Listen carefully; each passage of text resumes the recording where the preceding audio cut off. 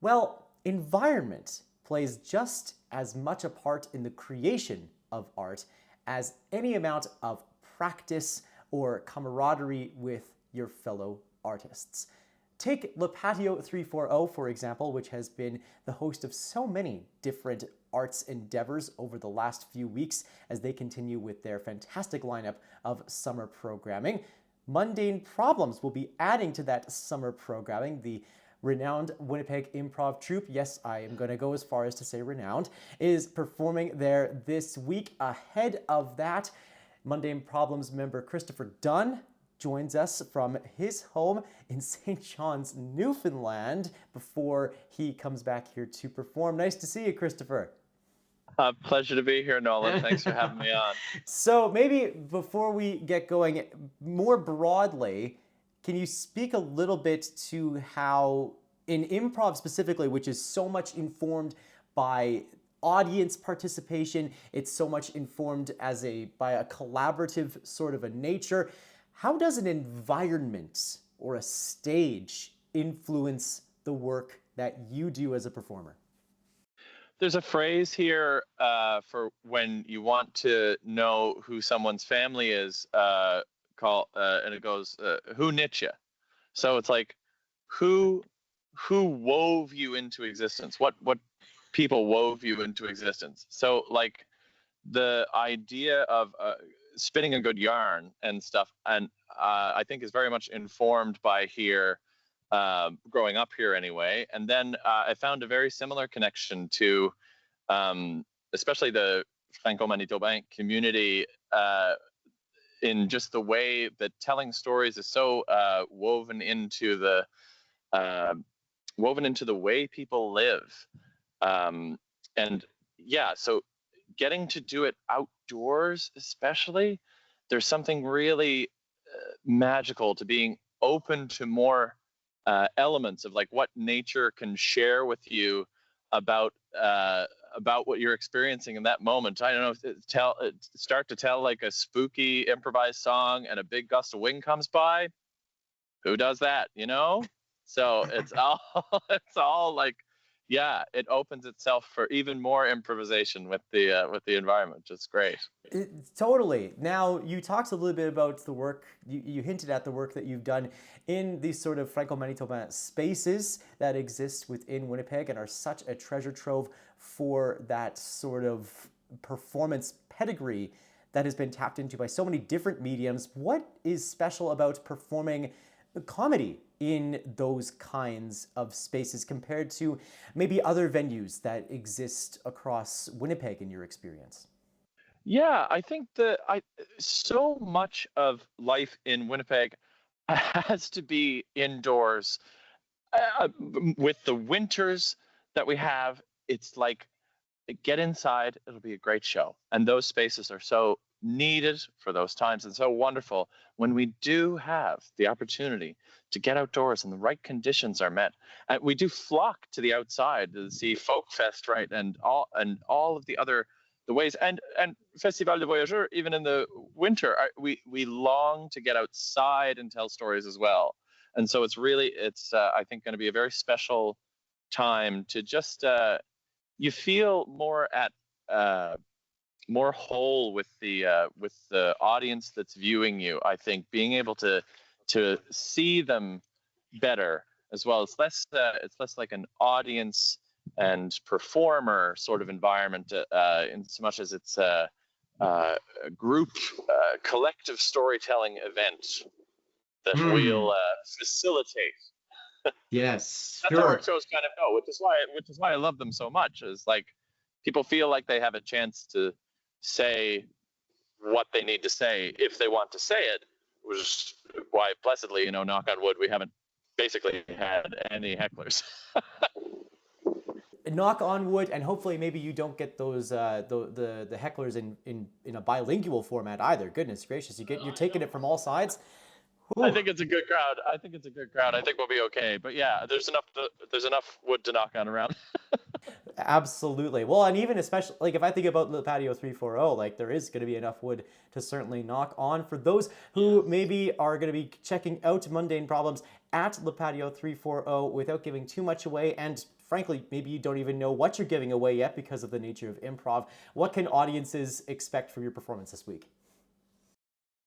Uh, we're going to be improvising in English and French, which I'm so excited for. And another opportunity, because we've had like blessedly great success, and the renowned part, I mean, comes from just like anyone who sees the show generally walks away going like, I don't know how they did that, and I'm really excited for the next time I get to see it.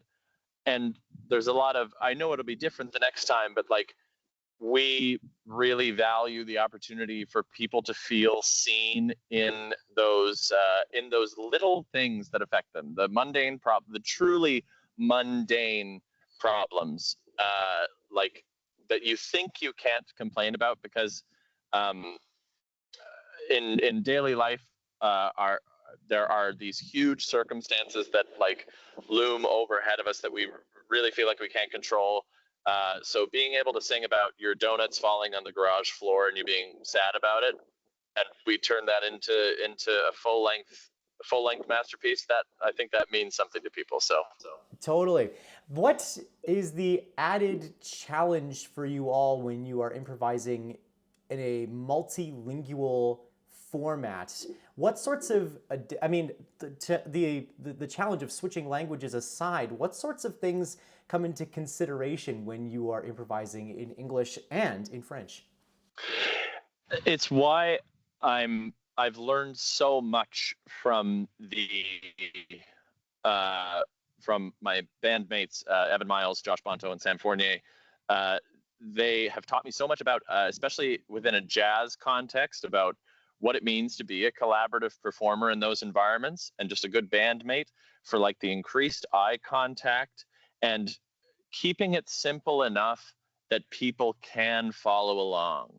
Like our evolution as a group has been just trying to include more audience members per capita at any given time, uh, within the story that we're telling. So I think in whatever language it'll be in, we're just going to listen to each other very well. This feels like a sports interview almost. Yeah, we had great. We're just gonna keep Get on pucks listening deep. to each other. Get pucks deep, deep eye contact, and keep scoring. That's right. Yeah, get players in the hash marks. They're a good team on the other side. And listen, we gotta have 60 hard miles out there, but it's a real battle, and that's it for the boys. I think we'll do it. All right. Thanks for your time.